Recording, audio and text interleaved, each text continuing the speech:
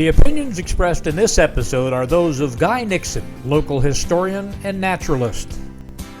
In this episode, Guy Nixon talks about the dangerous invasion of non-native species of plants and trees in rural areas of Dorado County and beyond. Mr. Nixon talks about the botanical history of the area, how Native Americans of the area managed this land in a time long past. Guy's assessment of conditions and suggestions for solution is based on his lifelong residency in the area and his well-respected knowledge of its history. Here we are now. This is technically BLM land, Bureau of Land Management land. National Forest is approximately 20 yards starting on that side. And as a national forest, this is as natural as a strip mall. It is completely unnatural. This is something, growing up, I have heard it referred to as an elfin forest. Elfin, you know what? This has nothing to do with global warming. This has everything to do with man. This is manzanita brush, white leaf manzanita in particular, and this stand has not had a forest fire in 78 years, as a point of fact.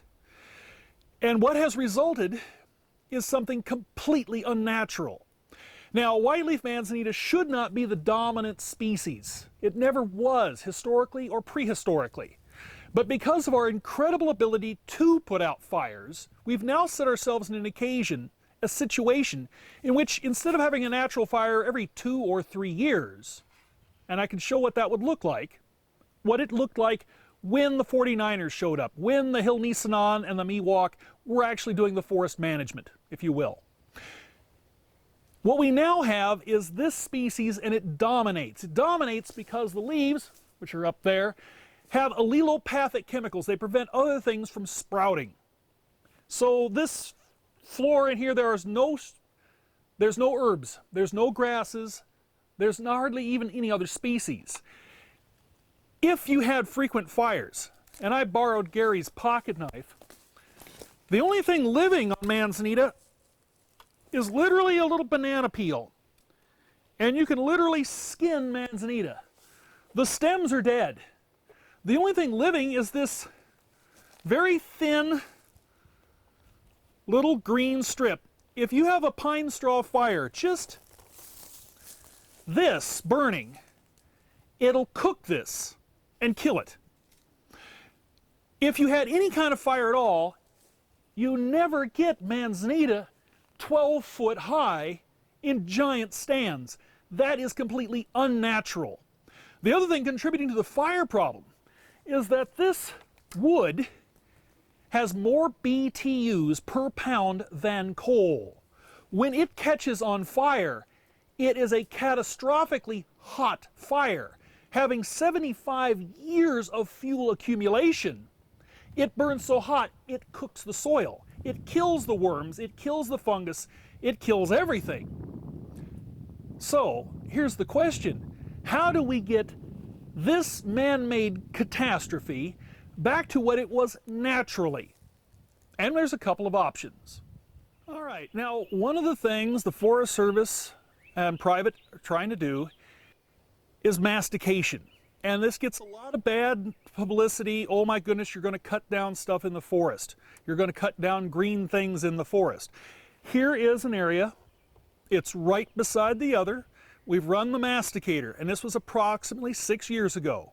Now, if you'll follow me down here, this is the stump of a manzanita bush.